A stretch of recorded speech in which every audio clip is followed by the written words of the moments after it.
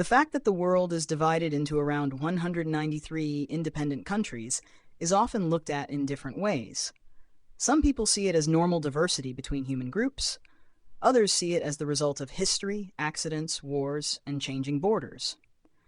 But another possible way to think about it is that it raises deeper questions about the limits of human thinking when humans act together as a species.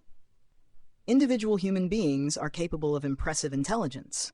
We can solve problems, invent technologies, build systems, and think in abstract ways. But when humans come together in large groups, especially across entire nations or the whole world, the results often look messy, inconsistent, and not very well organized from a big picture point of view. Instead of forming one smooth global system, humanity has ended up split into many countries, each with its own rules, interests, and goals. This situation has developed over long periods of war, migration, trade, cultural differences, and historical events that built up layer by layer over time. One way to understand this is to look at basic human emotions and survival instincts. Feelings like fear, greed, mistrust, and the desire for power or status play a major role in how groups of people behave. Fear can push communities to separate themselves and focus on safety rather than unity. Greed can push groups to compete for land, money, or resources instead of sharing or cooperating. Strong identity and loyalty to one's own group can make people prioritize us versus them, even when cooperation would be more efficient. Over long periods of time, these patterns get built into laws, borders, and governments, making them very hard to change. Another important factor is that once countries and systems are formed, they tend to keep themselves going.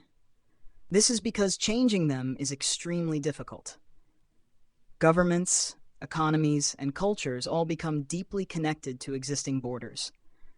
Even if people can see that a different system might be more efficient or peaceful, the cost and risk of changing everything is so high that most systems simply continue as they are. This creates a kind of locking-in effect where history builds on itself and becomes harder to reverse with time. From this point of view, the world is not divided into countries because someone carefully designed it in the most logical way. Instead, it is the result of many small decisions made over time by groups trying to protect themselves or gain advantage in their own situation. Each group may act in a way that makes sense for its own survival or benefit, but when you look at everything together, the global result can look disorganized or even inefficient. This leads to an interesting question. If humans are intelligent as individuals, but still create large systems that look messy or divided when viewed as a whole, does that mean there is a limit to how human intelligence works at large scales? Or does it mean that intelligence is not mainly about creating perfect global order, but instead about helping individuals and groups survive, compete, and deal with immediate problems? Some people think this situation should be studied more deeply as a question about how human thinking works at the level of entire populations. In this view, the issue is not just politics or history, but also psychology. The way the human mind has developed over time may naturally lead to division, competition, and group thinking rather than one unified global system. At the same time, it is important to recognize that human civilization is shaped by both logical thinking and emotional forces.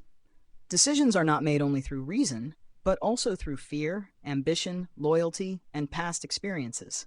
Whether the existence of many countries is a flaw in human intelligence or simply a natural result of how humans evolve and behave under pressure is still an open question.